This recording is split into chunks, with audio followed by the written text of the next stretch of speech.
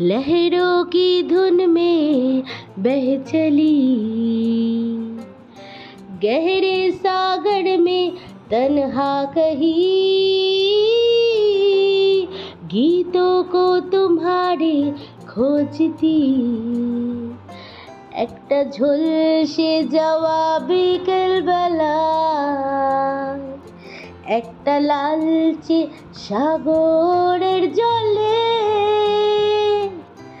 যায় ভেসে যায় স্বপ্ন বোঝায় নৌকো আমার কাগজে।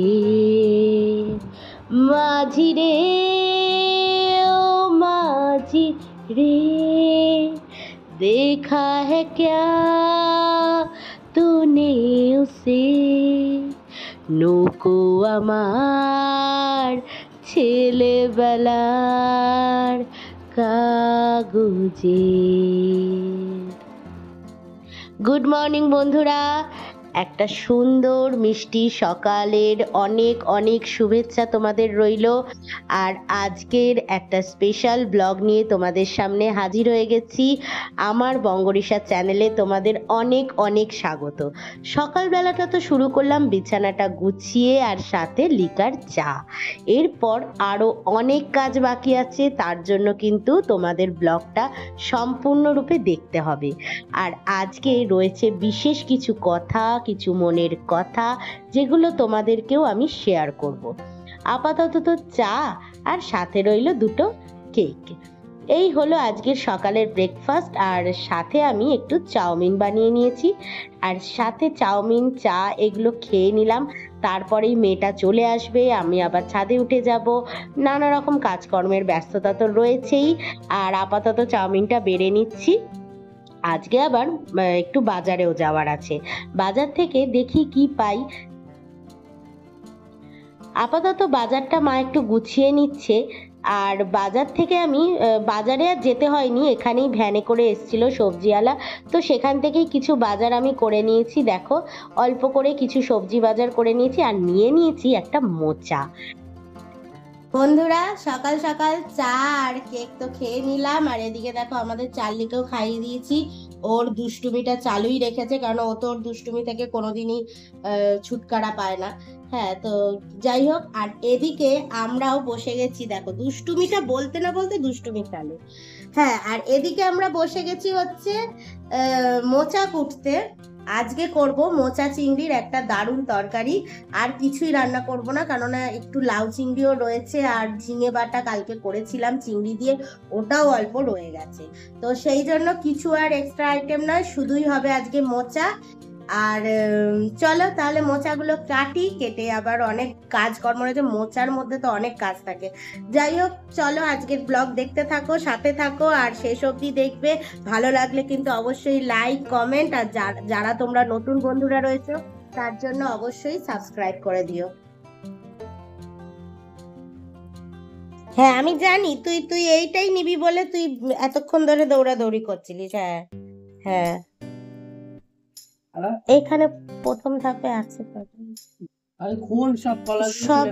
সবগুলো খুলে ফেললে ও দৌড়াদৌড়ি করবে নিয়ে। কোথায় রাখছো? ছাড়িয়ে ছাড়িয়ে সেখানে একটা জায়গায় জমানো হবে।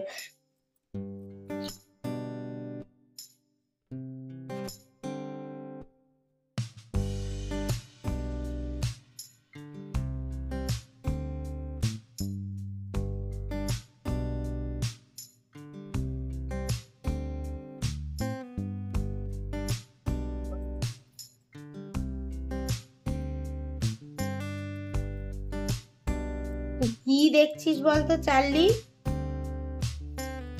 না না না না না না, এত কিছু দেয়া যাবে না, এত কিছু দেয়া যাবে না।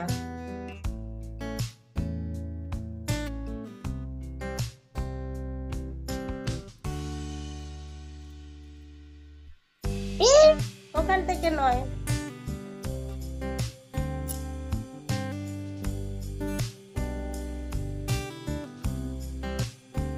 কি চাই তোর, কি চাই?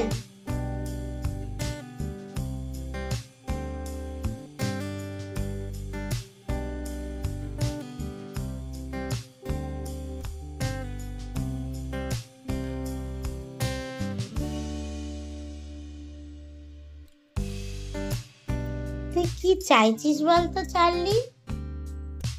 সবকিছু তোর লাগবে? মোচাগুলো ভালো করে ধুয়ে নিয়েছি, নিয়ে এবার এর মধ্যে একটু হলুদ দেব, নুন দিয়ে হালকা ভাপিয়ে নেব, সেদ্ধ করে নিতে হবে।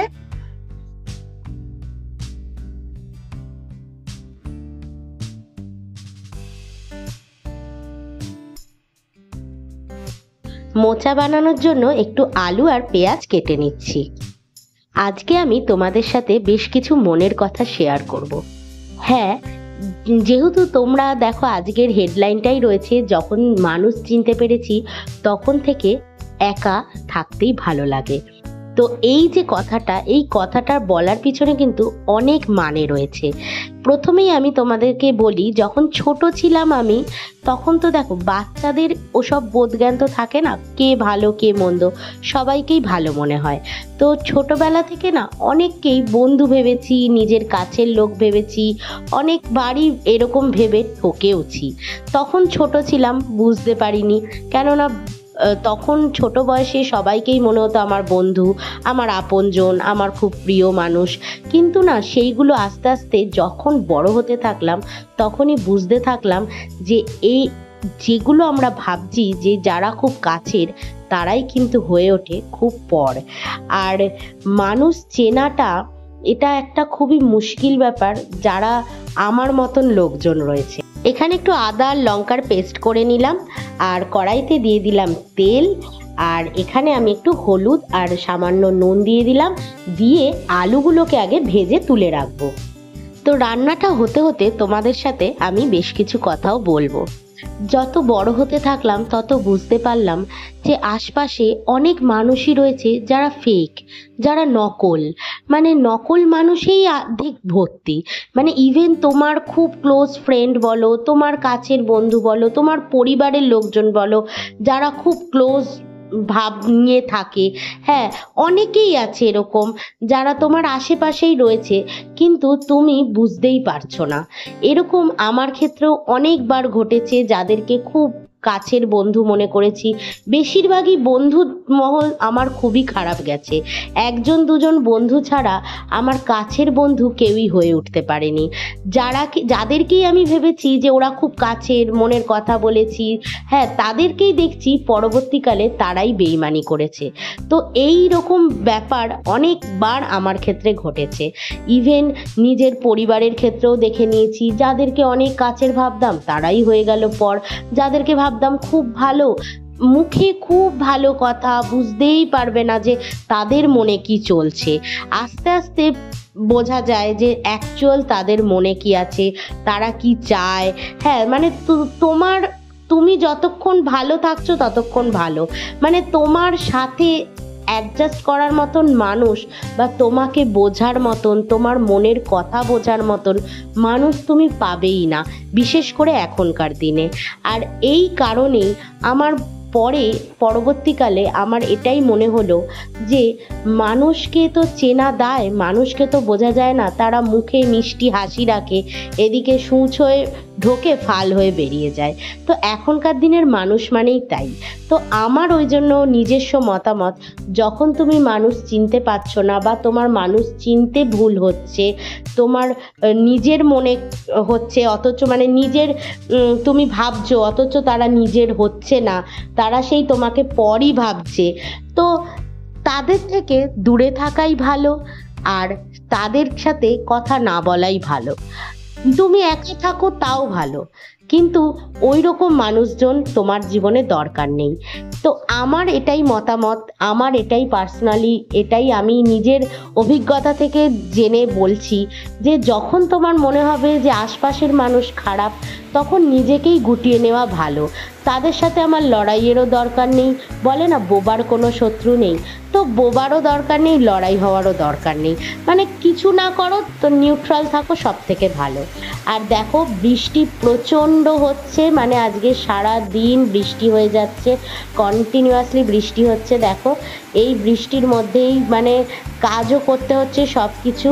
আর এদিকে আমার এই মোচার তরকারি প্রায় হয়েই এসছে, আর একটু নাড়ালে কষালেই হয়ে যাবে। চিংড়ি দিয়ে মোচা বানাচ্ছি, আর সত্যি দারুণ খেতে হয়েছিল মোচার তরকারিটা। মানে এখন আমি এডিট করতে গিয়ে আমার জিভে জল এসে যাচ্ছে, এতটাই ভালো হয়েছিল। আর এদিকে যেহেতু আমার রান্নাটা করতে একটু দেরি হচ্ছিল, তাই মা ভাবলো যে গোপালকে তুলতে দেরি হয়ে যাবে, তাই গপুকে তুলে সেবাটা দিয়ে দিচ্ছে, আর সাথে মা একটু গপুর জন্য খিচুড়িও বানিয়ে নিচ্ছে।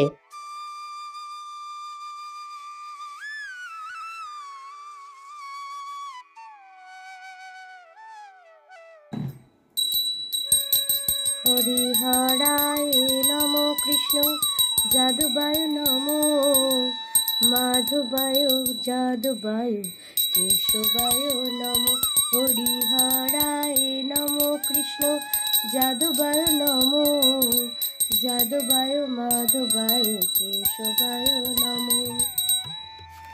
হরিহরায় নম কৃষ্ণ যাদবায় নম যাদবায় কেশবায় মাধবায় নম। হরিহরায় নম কৃষ্ণ যাদবায় নম যাদবায় মাধবায় কেশবায় নম। এদিকে কাজকর্ম আমার হয়ে গেল, রান্নাও প্রায় শেষ হয়ে গেছে, মানে প্রায় না, মানে রান্না শেষই হয়ে গেছে। সেই জন্য আমি বাসনগুলো একটু মেজে নিচ্ছি।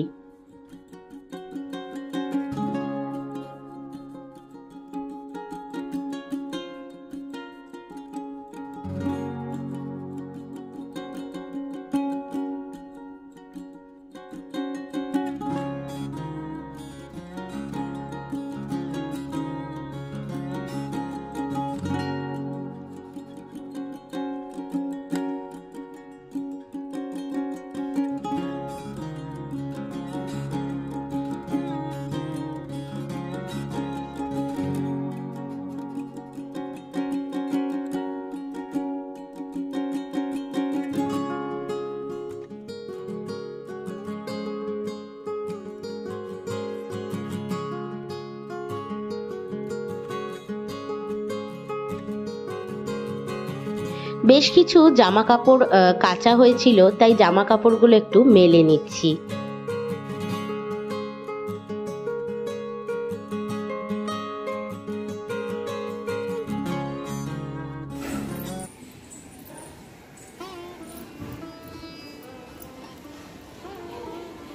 জামা কাপড়গুলো মেলে নিয়ে ঠাকুর ঘরের পুজোটাও সেরে নিচ্ছি।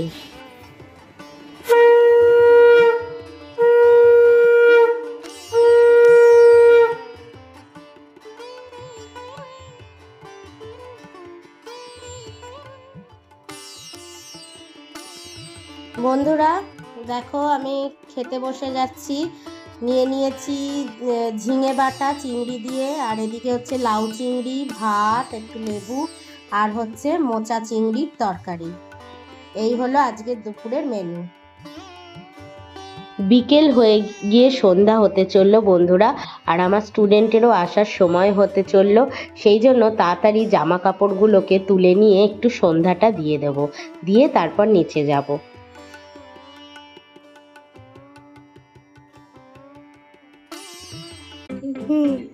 এটা কি পোস্ট চার্লি? একটা করবি না দিও।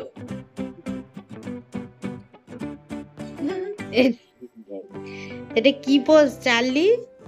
হ্যাঁ, এইরকম অদ্ভুত পোজ আমি জীবনে দেখিনি। হয়েছে, শুইয়েই দেবে রিওকে।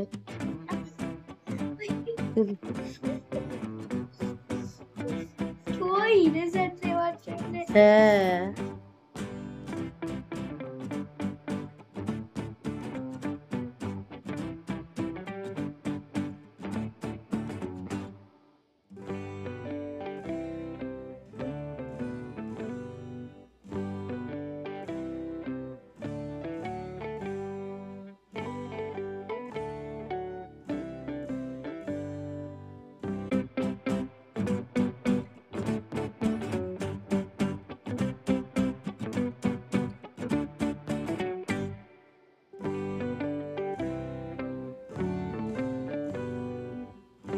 বল নিয়ে নেবে বলছে, ওই দেখো ঢুকে গেছে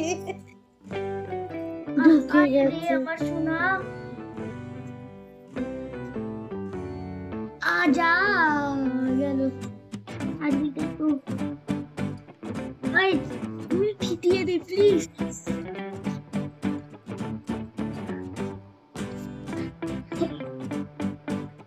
দেবে না, আজকের পাওয়ার নাম নেই। দে রে গেল রে। তুই গেটের কাছে ব্যাগটা জাস্ট তোল হাতে নিয়ে, দেখবি উনি বেরিয়ে চলে আসবে। যা বেরিয়ে যাচ্ছে চার্লি, দেখ চলে যাচ্ছে চলে যাচ্ছে। এই উঠে গেছে।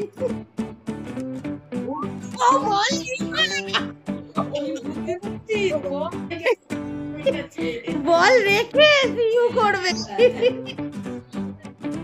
বল রেখে সিইউ করতে গেছে। হেভি হলো এটা, নিচ থেকে উঠে আগে উপরে গিয়ে বলটা রেখে তারপর গেছে। বলে আচ্ছা চলে আসছো, দাঁড়াও বলটা রেখে আসি। সত্যি বাবা,